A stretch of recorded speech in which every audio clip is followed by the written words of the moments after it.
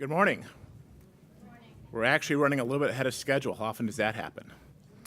So welcome to session 2, Improving Benefits for Low Lifetime Earners. My name's Jason Fichtner. I'm a senior research fellow with the Mercatus Center at George Mason University. Previously, I served at the Social Security Administration as Deputy Commissioner and Chief Economist. And one of the things we're all concerned about, of course, is adequacy of benefits. Regardless of where we talk about solvency and how we pay for programs going forward, we are concerned that we have an adequate program that provides for seniors, for those who are disabled. We want to make sure that it's adequate, especially for low-income earners. One of the primary goals of Social Security is to alleviate poverty among the aged. And as costs increase for health care, for housing, for rent, there have always been questions about whether or not low lifetime earners have an adequate benefit. Social Security provides in some ways for that, but as the prices increase and benefits might reduce from purchasing powers, we're trying to find new innovative ideas and how we might change that to make sure Social Security remains adequate and provides the benefit levels necessary for low-income earners when they hit retirement. So we have 3 panelists today who are going to share their ideas with you. I'm going to go in order. Pamela Hurd will be the first presenter. She's a principal investigator at Wisconsin's Longitudinal Study at the University of Wisconsin-Madison, and her paper is going to be a targeted minimum benefit plan, a new proposal to reduce poverty among the elderly. Second will be Elizabeth Johns. Elizabeth Johns is a faculty associate at the University of Maine now, is that correct? The University of Maine, and her paper is a revised minimum benefit can better meet the adequacy and equity standards in Social Security. And last but not least will be Ken Couch. And Ken Couch is at the University of Connecticut. His paper is adjusted PIA based on lifetime earnings and life expectancy trend.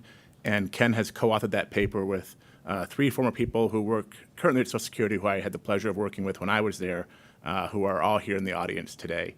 So looking forward to hearing these presentations. And with that, I'll talk less and turn it over to you, Pamela. Good morning, and thanks for being here. Do I just press play to get my slides going here? Oh, there we go. Great.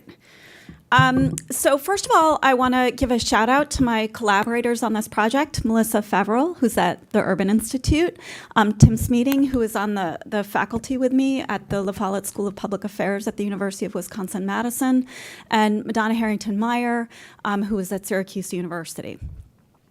So what I'm going to talk today about is a targeted minimum benefit plan. The gist of this is that instead of doing a more traditional or proposing a more traditional minimum benefit to come sort of be brought back into the program, what we're proposing instead is a targeted minimum benefit. So to target that benefit towards the most low-income beneficiaries on the program. Okay, so I don't think I need to reiterate this, but I will anyway. Social Security has essentially been our most effective social welfare policy historically at both dramatically reducing poverty and increasing economic security, obviously mostly among older adults. So those are just spending on the program and poverty trend lines over time between the 60s and about 2000, right? So poverty rates that hovered well over 30%, up to 40 and 50%, depending on what you're looking at, well down to just under 10% at this point. And it's pretty much roundly acknowledged that that's largely driven by Social Security. At the same time, there are still problems with the program, basically. Problems in terms of its effectiveness at protecting certain groups of recipients and certain groups of older Americans. So what I want you to pay attention to is differences across these groups, right? So first of all, we see that women have much higher poverty rates than do men, 12% compared to about 7%. But even more strikingly is once you start looking at marital status and race.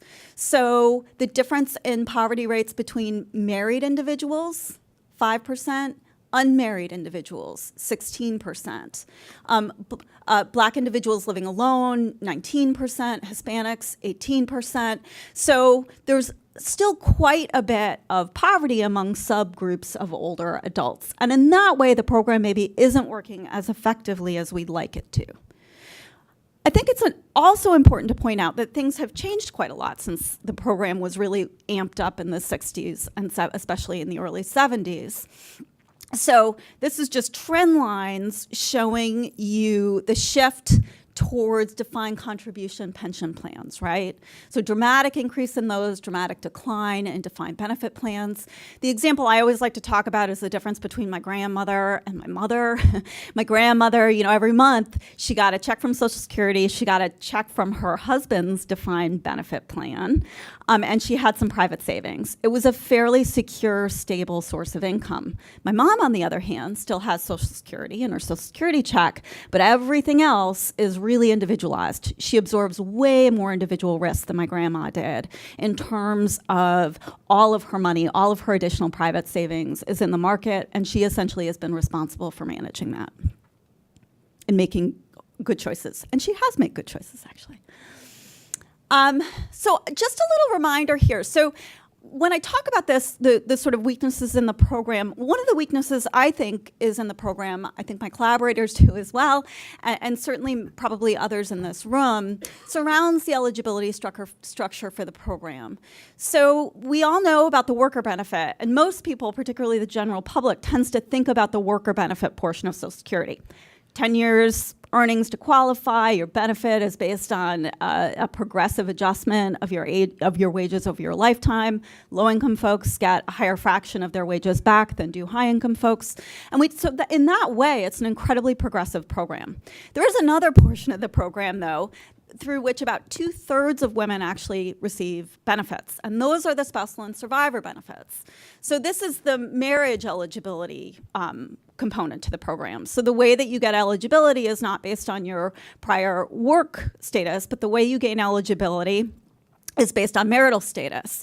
Now, to be blunt here, what we have seen trends over time in that many, many women qualify for both benefits, right? They're working enough so that they do qualify for their own benefits, but they're not working enough to be out earning spouses and people that they've been married to. So they end up being in a better position basically to draw on their spousal or survivor benefit than their worker benefit, simply because they're not earning enough. And we all know the reasons why, right? Like there's still evidence of ongoing discrimination in the labor force, as well as disproportionate responsibility that women take for caregiving for children, older adults, so on and so forth. The problem with this, on the one hand, I think there's a lot of evidence that this has been very effective at protecting a lot of older women. The problem is, right, the growing fraction of women who are not getting married or who are not getting married for 10 years, a minimum of 10 years, which is how long you need to be married to have access to these benefits. And there's also an argument here that these can be regressive, right? So the example that people talk about is, you're a waitress earning low wages over your whole life. Your benefit, especially as a survivor, could be quite a bit lower than the benefits of someone who was married to a very high earner but had never contributed to any kind of paid labor. So there's a few problems there. And likely feeds into those issues, probably feed into why we see such dramatic differences in economic security across married versus unmarried individuals in later life. Okay, so, and I want to make clear here the kind of disparate race implications of this. So these are the percent of women attaining a 10-year marriage by race and cohort. This is work by Madonna Harrington Meyer, Doug Wolf, and Chris Himes. So this is from 1945. That cohort, 90% had attained it.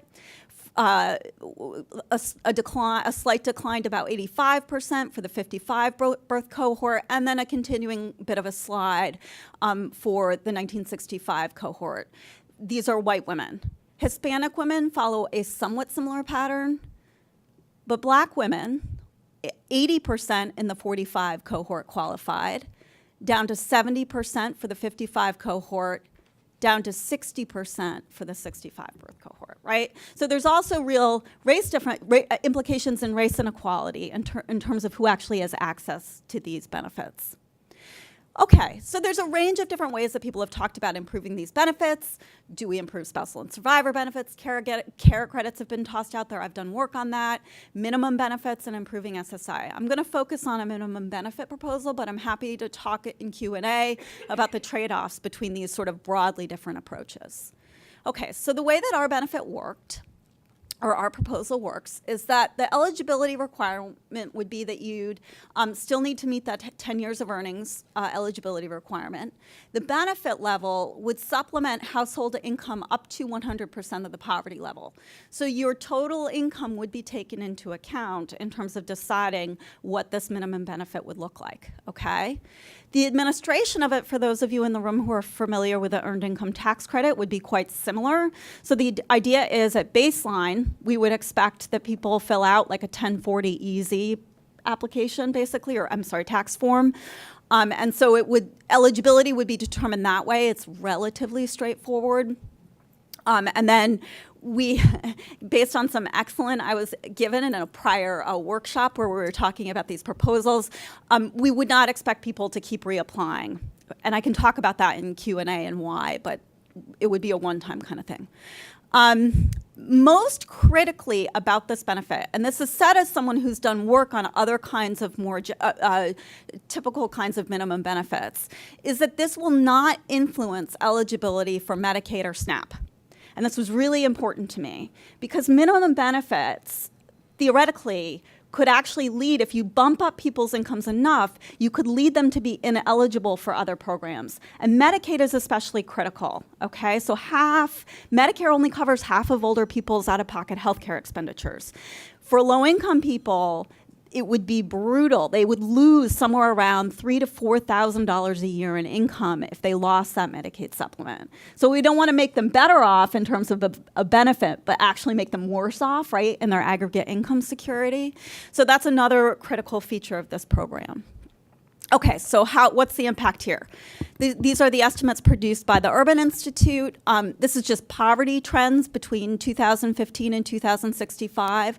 So basically, we cut poverty from about 9% to about 5%. And I can talk about why it doesn't bring you right down to the bottom. The difference between current rules and the option do shrink over time because at this point at least, the benefit is inflation adjusted, the minimum benefit, but I would be very happy to wage index it instead, but that would be a bit pricier. But I think most importantly, what I want to emphasize here is how effective this is at really bringing up people at the bottom. So this is by income quintile. The gray bar is the people at the bottom of the income quintile over lifetime earnings, right? Basically, all of the benefits are going to people in the bottom quintile with a small fraction of people in the second quintile. So it's raising people's incomes by about 10% in later life for people in the bottom quintile of earnings on average. Okay. So in conclusion, this is an aggressively targeted approach about how to think about improving income security, but within the Social Security program. And I expect people might have questions about that because of the trade-offs between targeting and universalism, but that's the approach that we decided to try with this particular policy option. I have a few additional thoughts about addressing administrative capacity in terms of getting people enrolled initially, for example, making sure a lot of older people don't fill out tax forms because they don't have enough money to fill out income tax returns. So that we'd have to do some pretty good administrative work in terms of getting people enrolled in the program.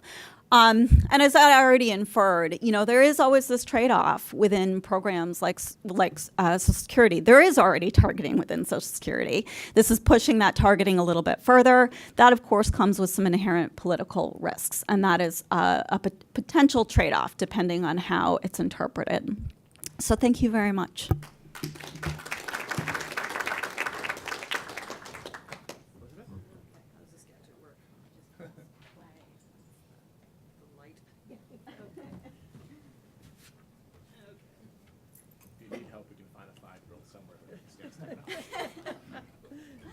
All right. Here's my first, whoops, the other way around. Oh, boy. Yeah. Sorry, a lot of extra slides. You'll talk about that in the Q&A. I tried on. All right, here we go. This is why we put a 10-minute time limit on people. Coming, there we go. Okay. Well, I want to give credit to my Mike. There's a lot of technology up here. Elizabeth, do you want this instead? No, this is fine, I think. You'll tell me if it's not. All right, let's see if we can get this going. I'm Elizabeth Johns, and I want to give credit to my co-creator of the project that I'd like to talk about, Kimberly Johnson. And we're also proposing a new minimum benefit in Social Security. So some of the things I'm going to talk about will sound very familiar from what you've just heard from Pam Hurd. And here comes some of the familiar parts. We're well aware that it's possible now to be an older adult in your retirement years, to be receiving Social Security, and still be living under the federal poverty threshold. 61% of, I think it's couples, where the head of the household is receiving a Social Security benefit, they're under the poverty threshold. And for single persons, it's around 78%. As Pam talked about, the people we're most concerned about, who are most vulnerable, are women, racial ethnic minorities, people who are the oldest old, and also people who are not coupled, who are not married. The other question has to do with the actual adequacy of the federal poverty threshold for reflecting real income security, and we know that in many ways it's not an adequate measure. We're kind of stuck with it for at least the time being because so many public policies are based on the poverty threshold, but we also recognize that somebody who's in poverty may actually, and who's experiencing economic insecurity, may still have income above that threshold. So we're going to talk about something, can't move too far away. Going to talk about something that actually raises the level of the Social Security benefit based on a multiple of the poverty threshold. And I think the reason why this is important is that even with the figures that I've just given you, we also know that lots of people are going to be economically insecure in future cohorts of retirees. There are changes going on in the labor force where there's more contingent work, the expansion of the low-wage job sector, people who are spending less time at any given job. All of these have the potential to lead to more economic insecurity in when people reach their retirement years. So we're proposing what we would call a new minimum benefit. Have to recognize that minimum benefits have been around for a while. There was actually a minimum benefit in the original Social Security program that began in 1935. And it basically said, you know, if your Social Security benefit is below a certain level, we'll top you up just a little bit to provide for your economic well-being. That lasted until the early 1980s. People noticed that it was going to people whose work record didn't seem to justify the benefit they were receiving. And so a special minimum benefit replaced it in the 1980s. Unfortunately, it was price indexed. So as the regular Social Security benefit was rising year by year under wage indexing, the price indexed minimum benefit gradually lost value. And since 1998, we haven't been enrolling any new beneficiaries into that special minimum benefit. So essentially, it's become defunct. So what we're proposing is that taking all of your income into consideration when you reach full retirement age, either 66 or 67, depending on your cohort, when you reach full retirement age and your income is below the poverty threshold, and if you've had between 10 and 19 years of labor force participation covered by Social Security, that you would be entitled to a benefit worth 112% of the federal poverty threshold. If you have more time in the workforce, 20 plus years, we would give you 125% of the poverty threshold. And at age 80, because of the added vulnerabilities that come with higher medical costs, spending down assets, so forth and so on, we know that increasing age increases vulnerability.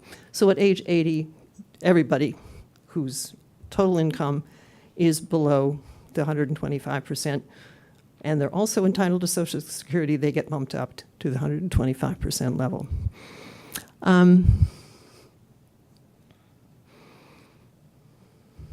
Here's how we would pay for it. We're suggesting that if an employer is not contributing at least 3% of an employee's earnings, and this is an employee who is otherwise, FICA tax, the employer is paying that person's FICA tax, and they're not contributing to a qualified pension account for that employee, that they would pay an additional 1.8% in their FICA tax. We would raise individual earnings that are subject to the FICA tax. This year, it's $127,000, $127,200. It rises every year as a percentage of average national earnings. So if average earnings go up 1%, a couple of years later, Social Security income threshold goes up another 1%.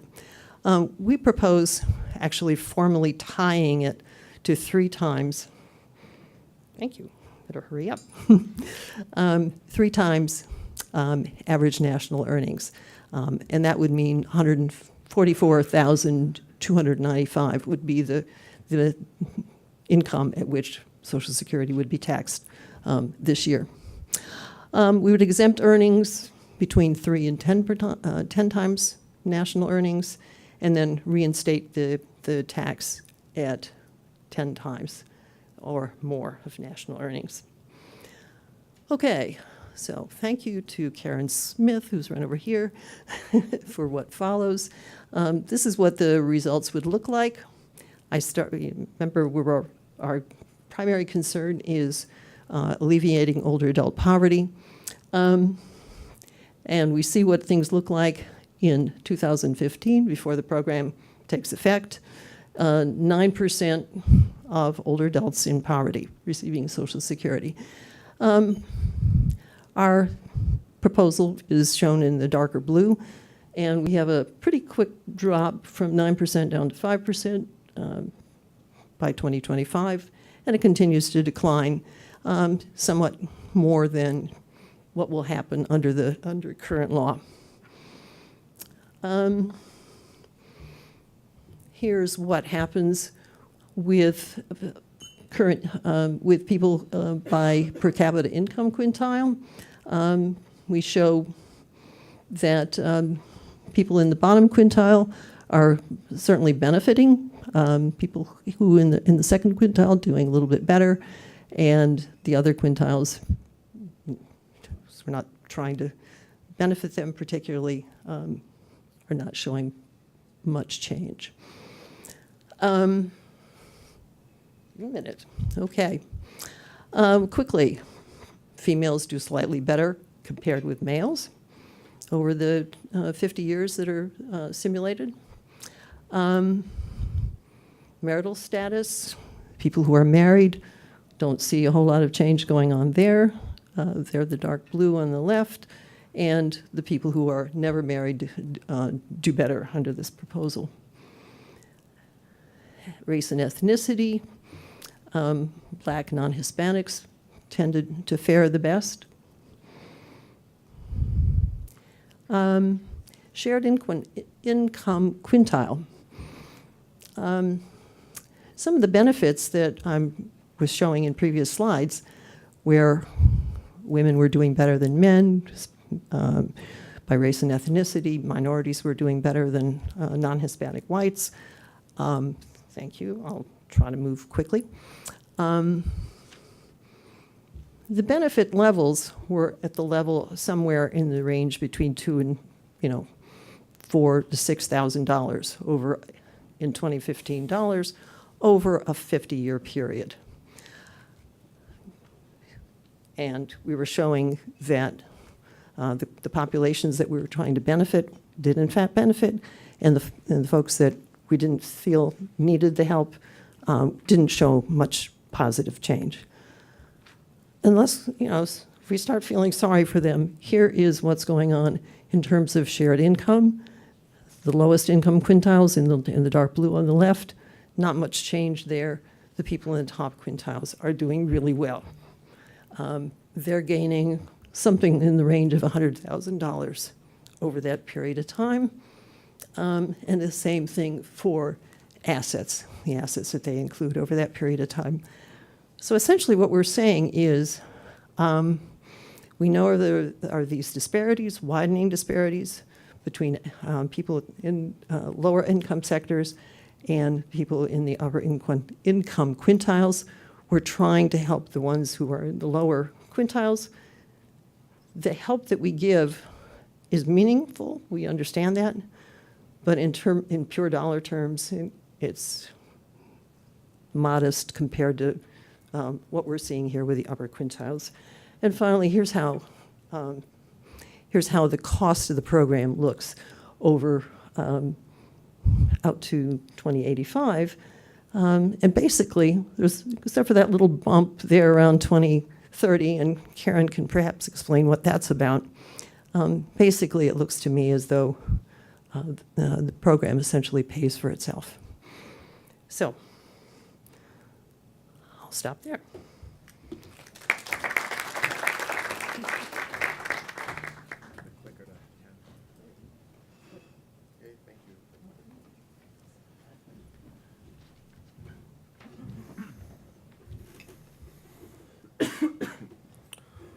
So it's great to be here today. Like others, I want to acknowledge my collaborators. Gail Resnick, Chris Tambrini, and Howard Iams are all here, and Howard's now retired and a volunteer at SSA as opposed to an employee. Thanks to the organizers for inviting us, and also Jason happened to be in I believe a deputy commissioner position when I first met my collaborators, so thank yous all around. We've been working on microsimulation models of alternative policy proposals to SSA benefit structure for a while, and as everyone else has said, expanded longevity has created concerns about solvency of the program, but also differential increases in longevity have tilted benefit receipt over the lifetime in favor of the wealthy. And so a basic thought that we had was, what about thinking about taking that seriously and adjusting PIA amounts essentially to try to restore some of the internal equity in the program across higher lifetime earners and lower lifetime earners. And then that winds up having very desirable adequacy amounts for hard-hit groups when they get into retirement. So, the problem with solvency is just people receive benefits for longer because everyone is living longer. And then we know that there's differential mortality. There's been research that shows that, and it's been spilling out in the popular press on the front page of the New York Times. There was this article, Rich People Are Living Longer, and it's tilting Social Security in their favor, talking about that research over successive generations have shown that if you're in the top deciles of earnings, you're getting a much larger expansion in your lifetime cumulative retirement benefits than people in the lower deciles of lifetime earnings because they don't live as long. So this was the graphic of that, which I think sums it up. The the relatively visibly less affluent person encountering their grave instead of marching along on benefits, versus the more affluent, visibly more chipper person there marching away on their benefit stream. So there have been other things that have happened in the past to address this, and that was the increase of the FRA to 67. And we have a large project that considers a lot of policy proposals as packages. And all I'm going to talk about here is what happens when you raise the FRA to age 69. And that policy proposal has been around DC since I was working here in my early 20s. So it's been around forever, and there's a reason why I don't think it's gone in. And then we're going to show that basically essentially what it does is it really raises poverty among the already most disadvantaged groups.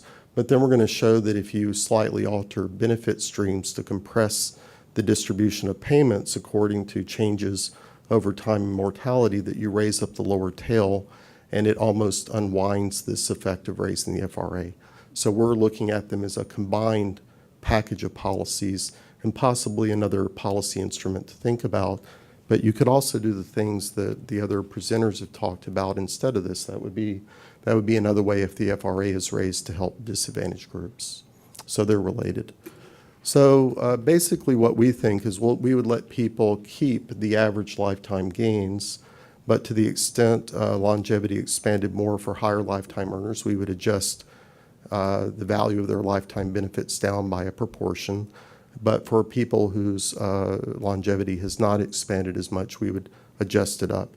And the only change we make to the system is just to multiply the PIA by an adjustment for this differential mortality. We don't change anything else in the system. Okay. And we do this based on a recent AAR paper that tabulated these based on the future elderly model, and going back to the 1928 birth cohort, which would be the first that got their benefits calculated under modern, what we would recognize as modern rules. Male average life expectancy was 15 years. It expanded by 3 years to 20%. The spread here in the cross section at 1928 was about 3 years. In 1960, it was about 5.5 years. So the spread is getting wider, and people have related that to differences in lifetime benefits. And so what we would do is let everyone keep the average gains, but we would adjust them proportionally so everyone gets the same average expansion proportionately in lifetime benefits. So the FRA, what's my perspective on why, for a variety of reasons, that has never gone forward? This is the discounting that a number of the presenters talked about. If you're born in the 1960 generation, and our simulations, we do them in 2030, which lets them be age 70 where they could get a maximum benefit. But 67 is your FRA age, and these are the rates at which your benefit is discounted backwards by a total of 30% by the time you hit 62.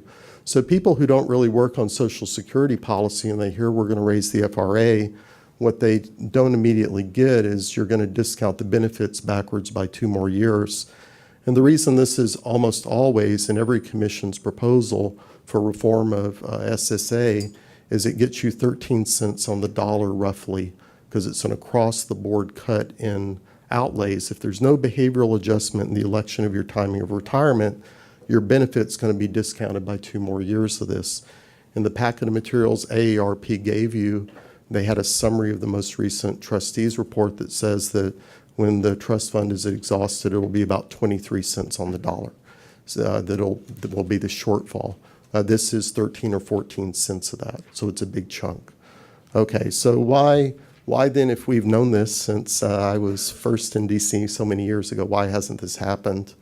So let me just give you a couple numbers to stick on. This is an adjustment by earnings level and longevity. If you wanted to see the ratio of lifetime benefits in our simulations, it's about a 2.5 to 1, but the poverty rate in the lowest decile of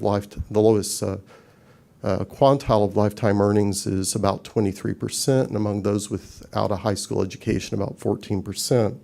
You put through an increase in the FRA and discount benefits for everyone across the board, then you see all these red numbers are the decreases by 13%.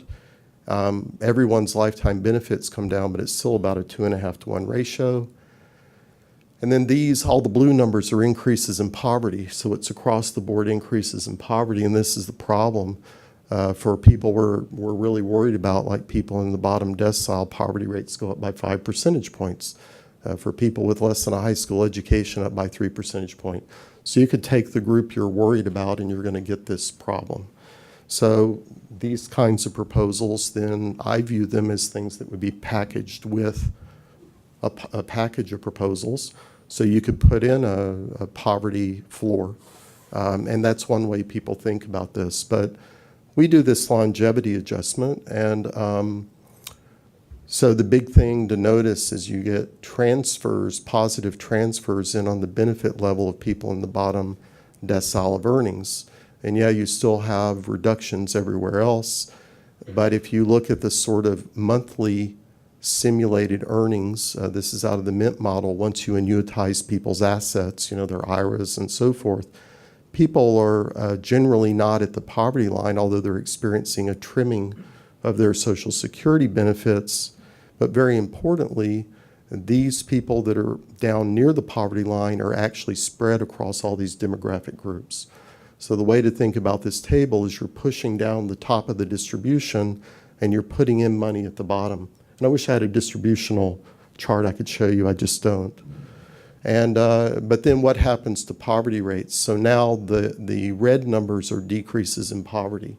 So if you do this thing where you compress the distribution, and you could compress it in other ways by bringing up the tail, the way the other presenters have said, then you start seeing reductions in poverty at the bottom of the distribution instead of increases, even when it's combined with the increase in the full retirement age. You see it for low education people, et cetera. Okay. So just to kind of sum up, from current law, if you just raise the FRA, you get a 5 percentage point increase in poverty. But depending on exactly how you calculate these adjustment factors, you get something like a 5 to a 9% decrease in poverty. If you combine it with kind of a targeted alteration of the PIA. And the thing is this is feasible because it's based on lifetime earnings. That's what you need. And then this is the same thing for widows, just showing someone else was talking about deep poverty among widows. Well, raising the FRA is going to increase their poverty, but if you do this mortality adjustment, then it goes down. So FRA, this is my perspective, not SSA. I think I forgot the tagline at the beginning. This is not SSA thinking. But if you raise the FRA, why maybe has that not gone through in such a long time? Because it would have very adverse effects on retirement well-being of groups that we already think of as more disadvantaged. And then that brings in the kind of proposals the other presenters have talked about. But then our thought is, given that everyone's talking about that it's known that differential changes in longevity over time have widened lifetime equity in the system, then you could make an adjustment for that, and it would effectively just compress the distribution of payments a bit, but it would have the effect of pulling up the tail. Okay, thank you.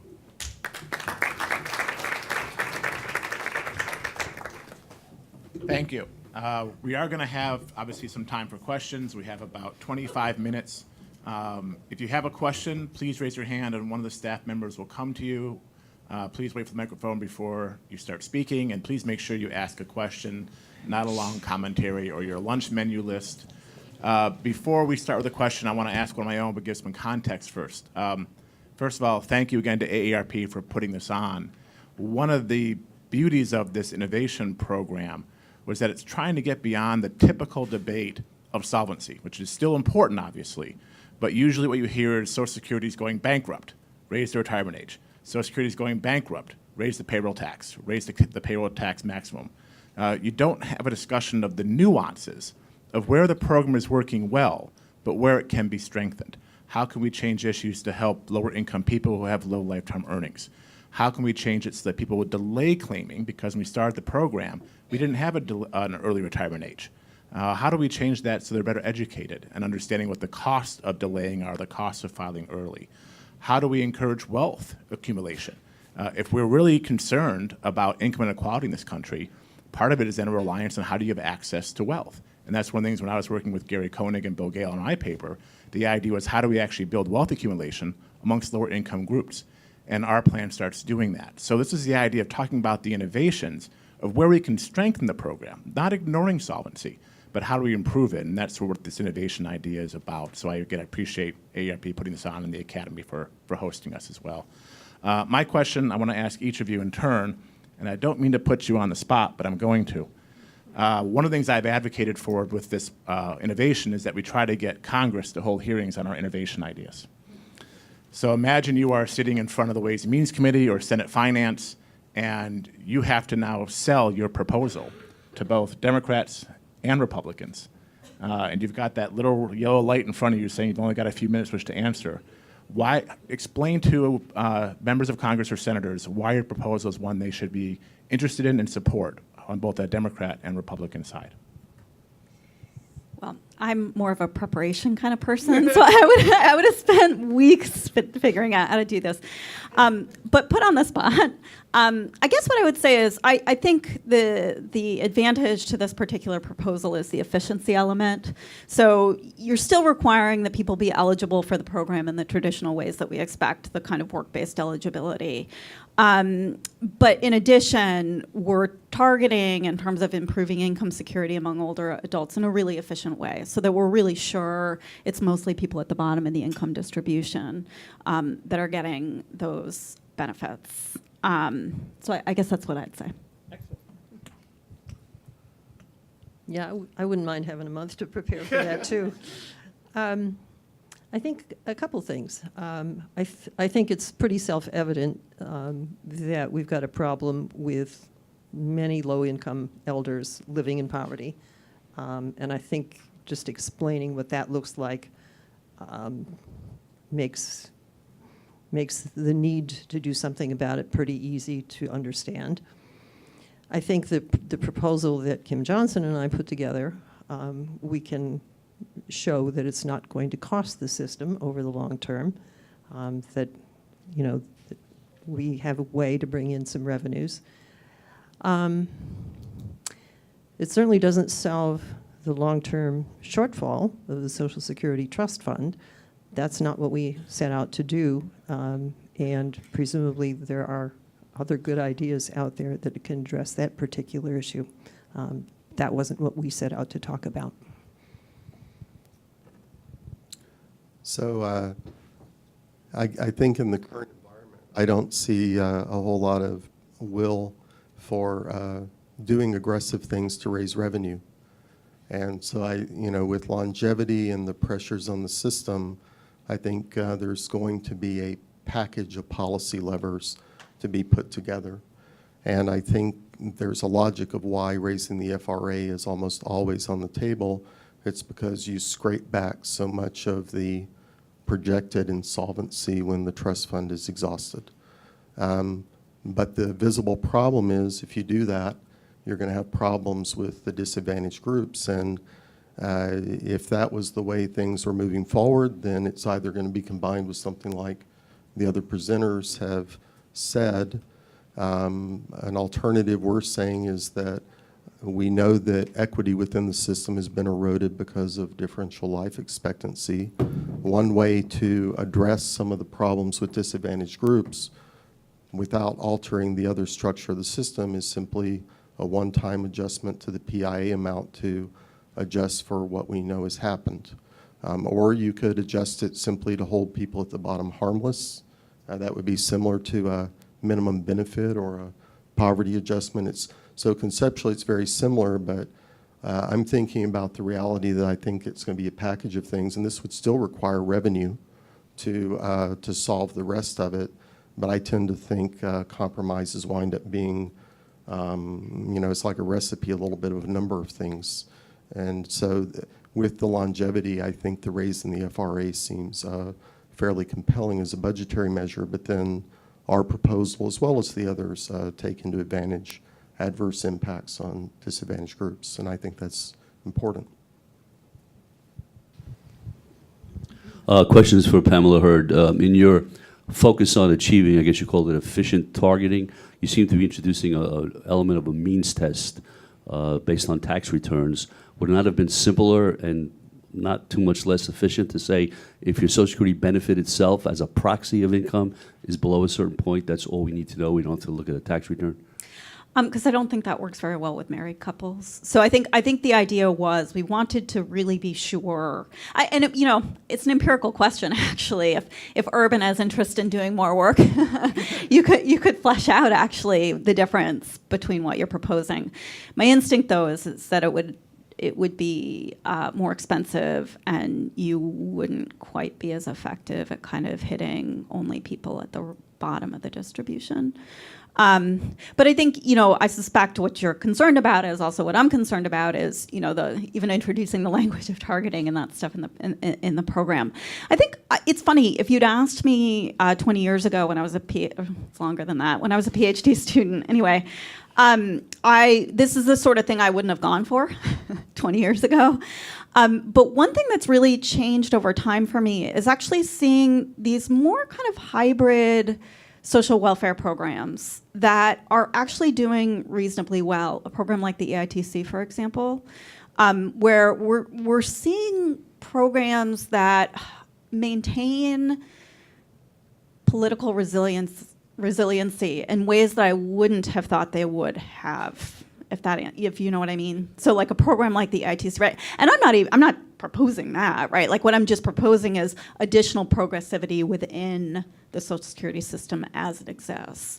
So it's even less extreme than that. But I think my thinking has changed over time a little bit in terms of our ability to maintain political resiliency, even with programs that do some targeting. Behind you. Hi, I'm Dr. Caroline Poplin. My late husband was Marty Slate. He was executive director of the PBGC in the Clinton administration. You flashed an awful lot of numbers by, and I can't say I followed it exactly, but I'm concerned that in the absolutely justifiable purpose of getting the bottom, which is very low, up a little bit, that you're not taking from the middle. I mean, the middle is what is not what it used to be when I was growing up. I'm 70. The median family income hasn't really changed very much in 20 or 30 years. So if you end up taking from people who think they are near poor to give to the very poor, it may be that nobody can see it because those numbers, the whole thing is just a little impenetrable. But if that's what someone can reduce it to, that somebody who lifetime was a family at the median income is getting less, so somebody at the very bottom can get more, and you haven't touched the people the rich are now very compressed at the very top.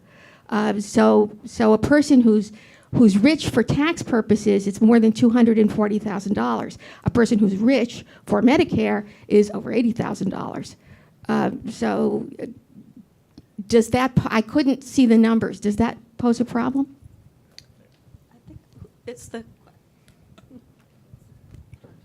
So in terms of just strictly exactly the calculations we're doing, I think of this exercise as being more about the idea of another possible policy lever.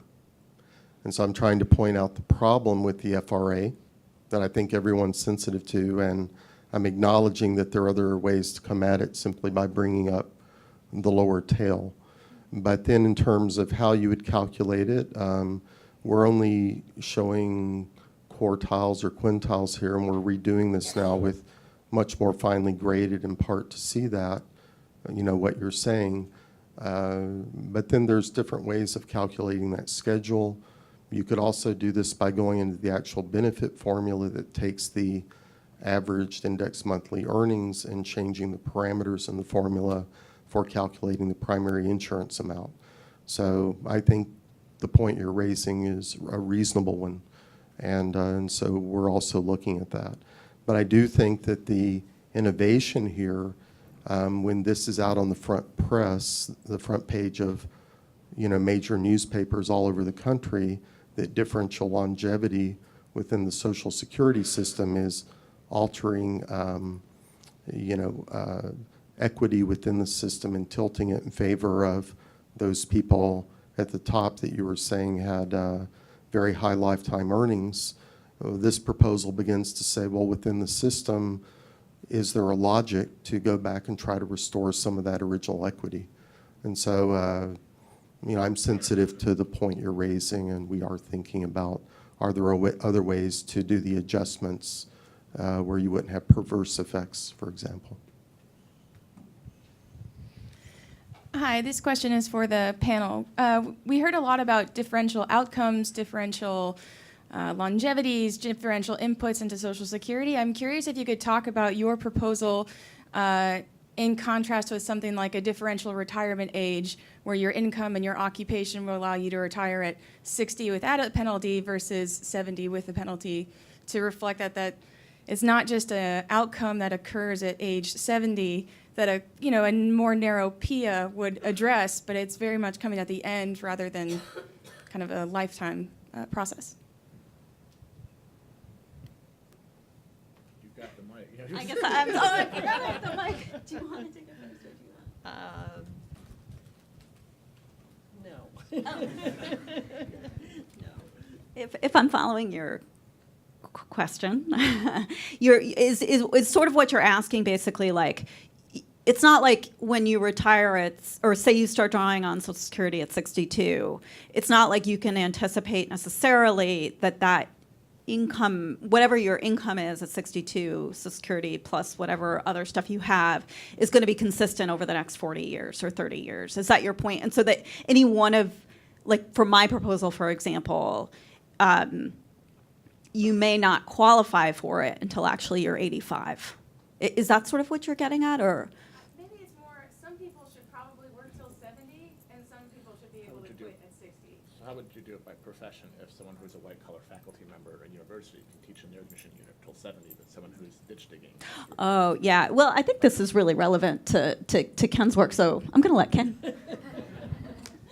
So in our simulations, we assume, in what I showed you today, we assume no behavioral adjustments.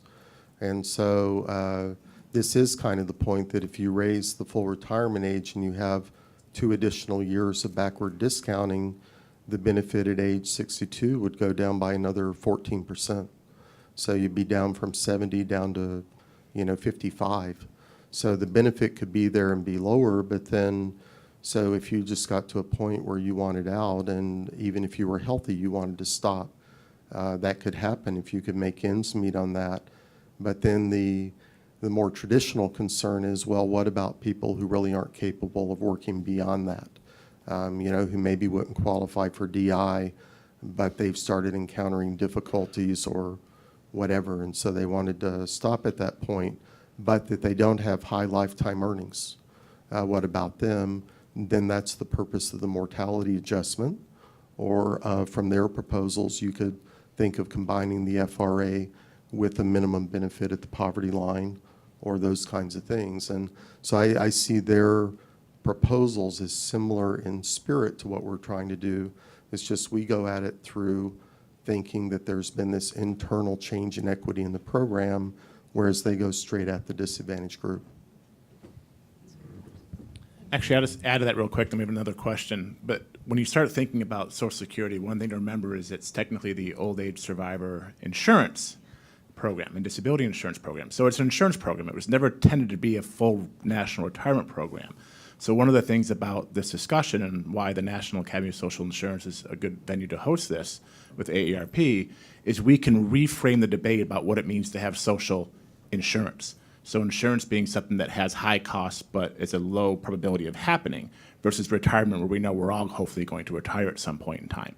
And this gets into your then question about how do we look at different professions, different wages, different socioeconomic groups and minority groups, and whether or not there's different profiles based on insurance that we can then change the program to help mitigate some of those effects. And that's a very good point. Howard? Howard Imes, formerly of Social Security. I have a question on the minimum benefit exercise.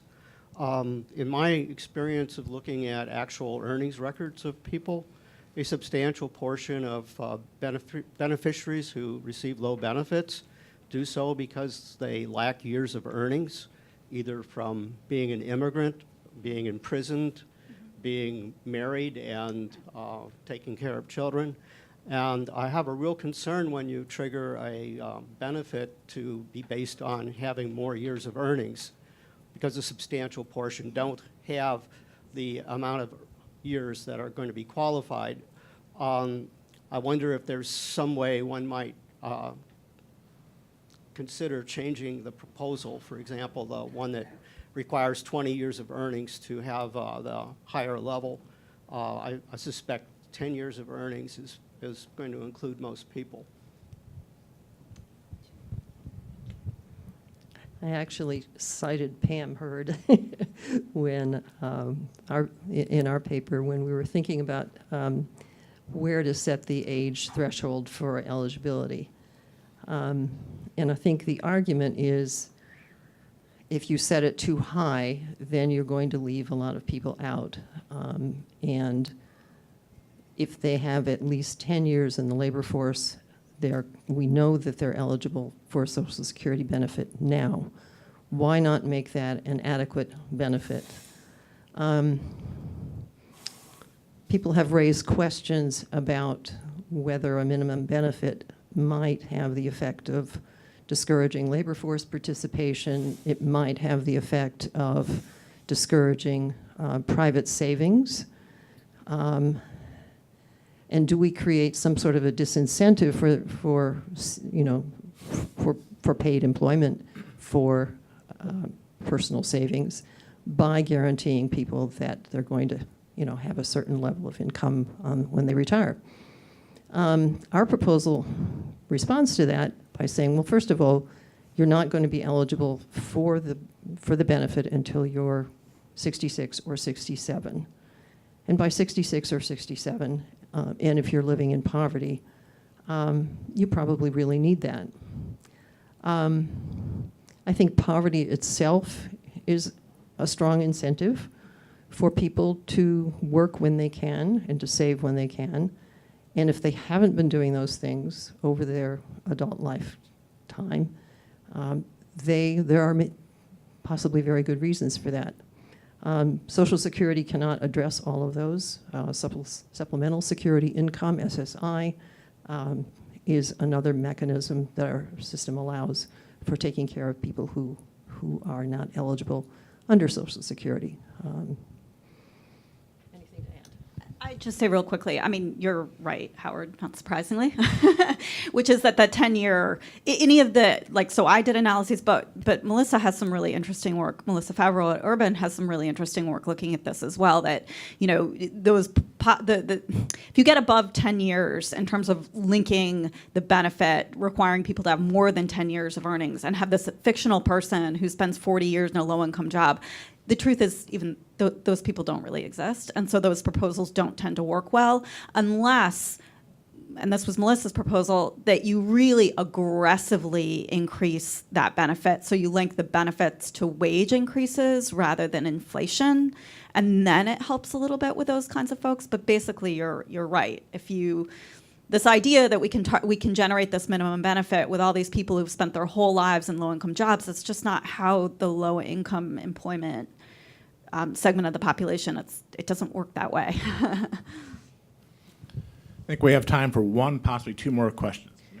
Hi, I'm Amy Shannon with the Women's Institute for a Secure Retirement. This question is directed at Elizabeth Johns, and it has what I'm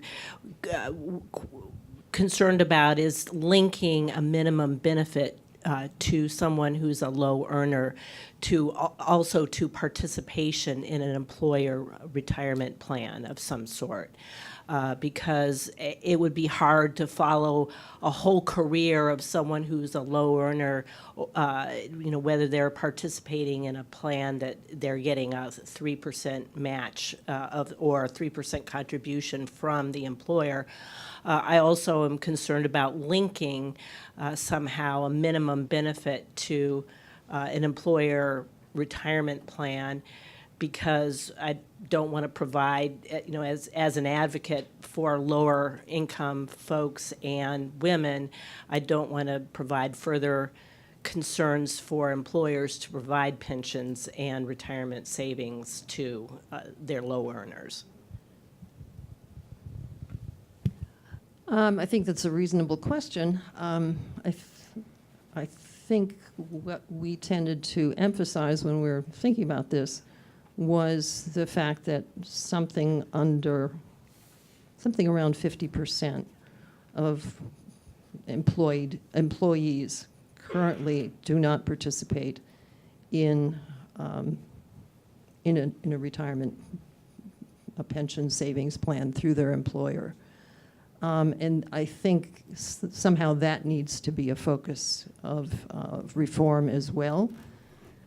When the Urban Institute looked at this, what they modeled was our proposal would result in the employer deciding to reduce the employee's earnings in order to make the 3% contribution. So the employer it's not coming out of the employer's pocket, it's coming out of the worker's pocket, and it's another form of enforced savings. Could be a problem with that. At the same time, I think it also enforces the idea that we really do expect employers to start making sure that all of their employees are provided for in some way in addition to Social Security. So we have time for one more question. The gentleman here to my left gets the last. Great. Make it short, though, please. So lucky. On the longevity differential issue for Mr. Couch, you talk about packages of programs. Did the analysis you did factor in any increases, which would hopefully result from some programs targeting the lower income folks? It looked like you kind of dispelled some of the problems with overall across the board FRA increase by talking about the mortality adjustments. And do those change if you were to target some of the low income folks? And Ms. Hurd, I'm a student at LaFollette. I'd love to say hi to you. I'm actually not sure I understand the question.